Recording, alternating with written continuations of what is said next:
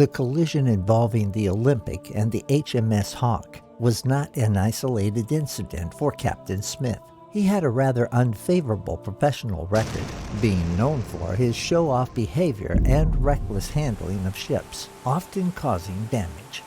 The series of 3 incidents involving the Olympic, which likely caused permanent damage to the vessel, put Captain Smith in a precarious position with his employers.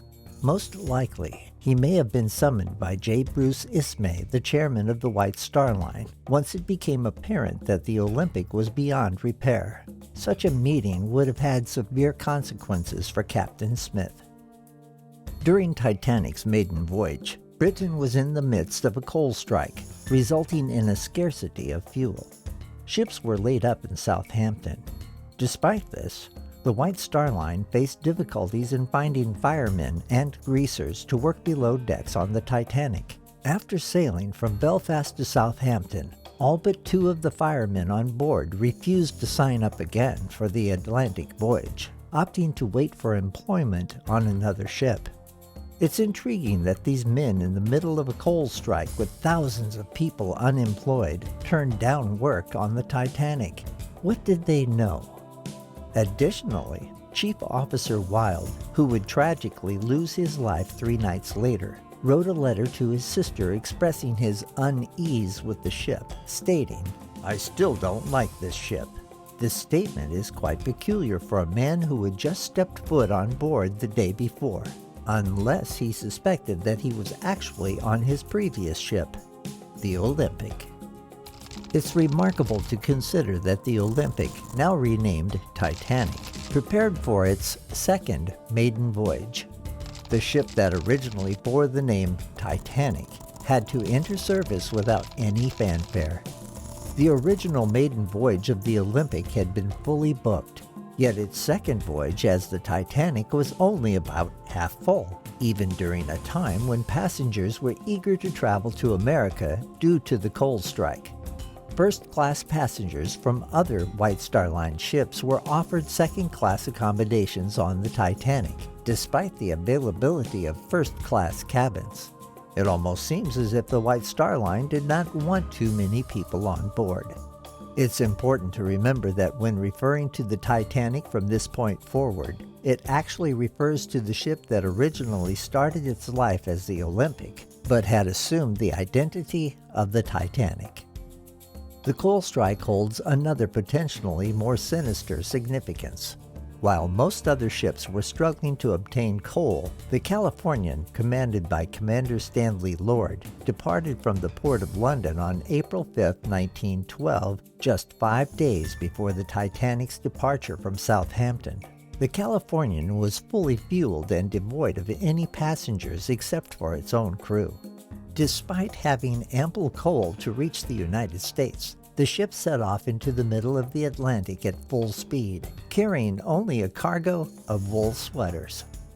Over 50 passengers, mostly first class, canceled their bookings on the Titanic at the last minute, many of whom were close friends and associates of J.P. Morgan.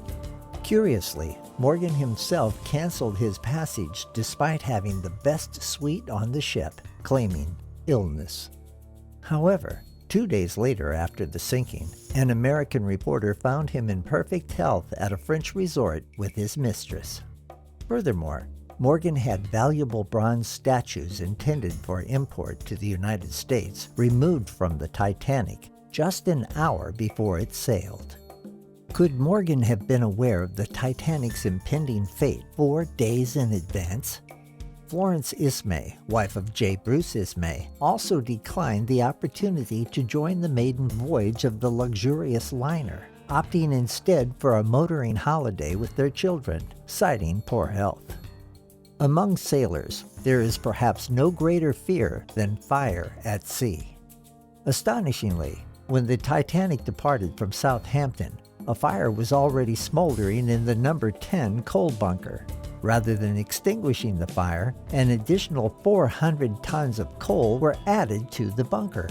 Captain Smith, the ship's officers, and the chief engineer were aware of the fire, as were those who half-heartedly attempted to put it out. However, The Board of Trade Inspector Morris Harvey Clark claimed no knowledge to the fire during the British inquiry. Could the fire in coal bunker number 10 have been a contingency plan? If all else failed, the passengers could be informed of a fire, smoke could be vented through the ship, and they could be evacuated that way.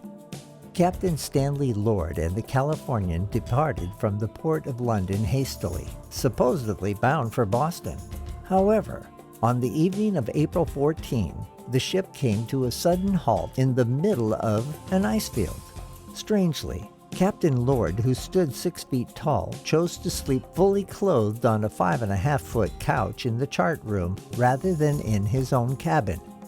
He also ordered the boilers to remain fired up and the engines to be on standby. Why? Was he anticipating an emergency that would require a last-minute dash into the night? On that same evening, the Titanic received 6 radio messages. The first 3 were from other ships providing iceberg locations. The remaining 3 were from the Californian, primarily concerned with sharing its own position and the fact that it had stopped for the night. Interestingly, all 3 messages were personally addressed to Captain Smith, almost as if Captain Lord was notifying Smith that the Californian was ready and waiting.